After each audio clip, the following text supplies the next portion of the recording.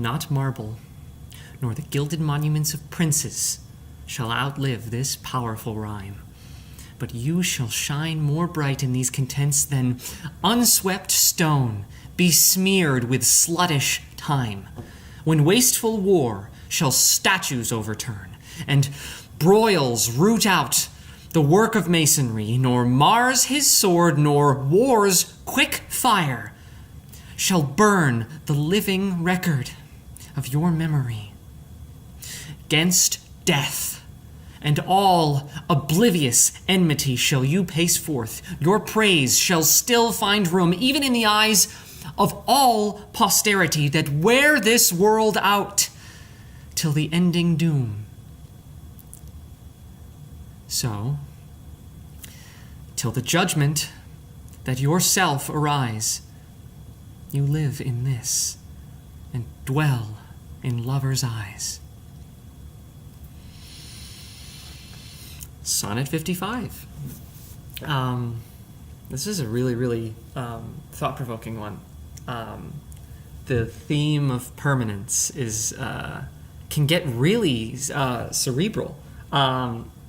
This is not the first time in the sonnets that Shakespeare has dealt with the concept of trying to immortalize someone in text, which is a really cool concept, I think, because text doesn't necessarily mean one piece of paper with words written on it. At this time, there were, copies, not digital copies, or but this was when books and mass media was being, that was a reality. But it wasn't even close to what we have now with, and that's where my mind went of in today's day and age we have digital memory, and things have the potential to be more permanent than ever, and so. And weirdly, that is also matched by the level of destruction that humanity is capable of. So the lines in this sonnet about war and destruction, destroying physical things on the earth, but a poem being more resilient than that through either the distribution of that poem, the fact that it exists in multiple places, the fact that it exists in the minds of people. A poem can be a verbal thing, a story passed through human beings, not even really physically, not like a tangible thing. But at the time, the extent of that was, an army would come in and raze a city to the ground, just burn it down. But now, there is actual mass destruction capability that, it's not a city, it's a country or world that is, a species. It's on a scale that was not probably conceivable to the, Shakespeare in that time.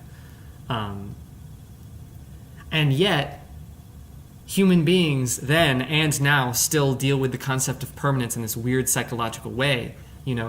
We seek permanent things to give our lives stability. We seek a permanent partner. We seek a permanent roof over our head.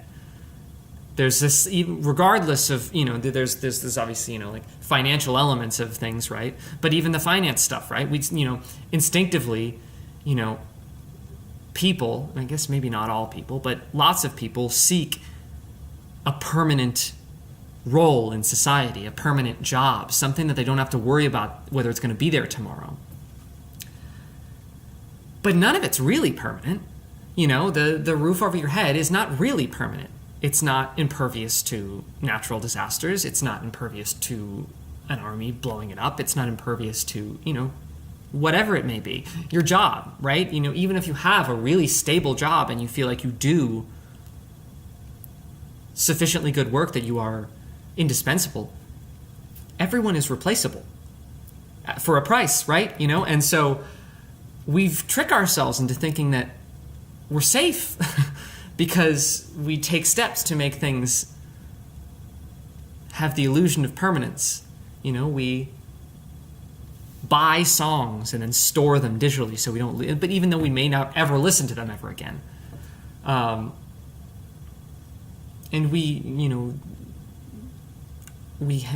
this is not a today thing. It's at a scale that was unprecedented.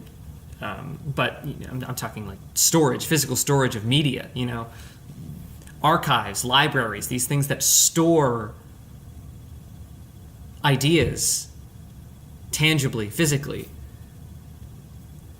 It's an illusion of permanence. And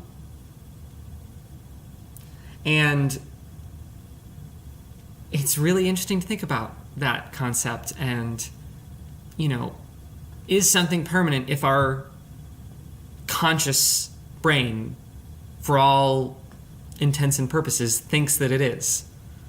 The roof over my head is going to be here tomorrow. That is sufficiently permanent for my subjective human senses, Is there such a thing as objective permanence?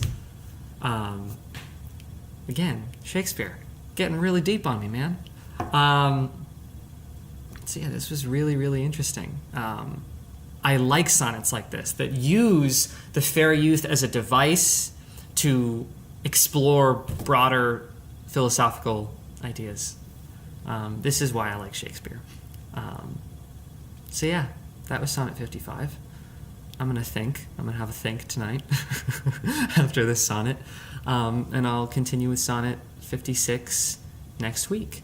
I started watching The Hollow Crown, Henry VI Part 1. I'm kind of building up. At the end of June, I'd like to do a piece from Henry VI Part 1. Henry VI Part 1 is part of a four...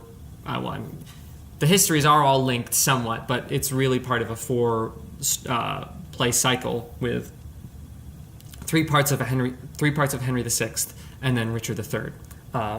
I have much more experience. I've read Henry VI Part 3 and Richard III, and seen the Benedict Cumberbatch Hollow Crown Richard III, which is going to conclude this little BBC four-parter that I started. But the Henry VI cycle of plays is based on the War of the Roses, which is a huge inspiration for Game of Thrones, Song of Ice and Fire books, which I'm a huge fan of. So it's really interesting digging into that source material a little bit more. I haven't seen that much of Henry VI Part 1, but I'm at the point where Joan of Arc gets introduced. And Joan of Arc is obviously a big inspiration for some of the stronger female characters in Game of Thrones, Daenerys Targaryen specifically. So I'm excited to revisit that. I have some familiarity with... Actually, yeah, I think I did read Henry VI Part 1 at one point, because I'm remembering some of this stuff. There's a general soldier, maybe is a better battle commander named Clifford. And there's this really gut-wrenching scene between him and his son later in a battle where the father and son are looking for each other on the battlefield, and Clifford ends up dying. It's really, really powerful. Like father-son kind of scene. So I'm thinking maybe I'll pull something from that. But Joan of Arc also has some really cool stuff, so maybe I'll do a little excerpt from a Joan of Arc speech. So yeah, I'm excited to get more into that. It kind of started slow, lots of setup with the death of Henry V, and then the rebellion of the French part of the empire. So yeah. I'm excited to get more into that, and I'm excited to see which piece I end up picking for Henry VI Part 1. So, yeah, thank you for watching. Have a great Sunday.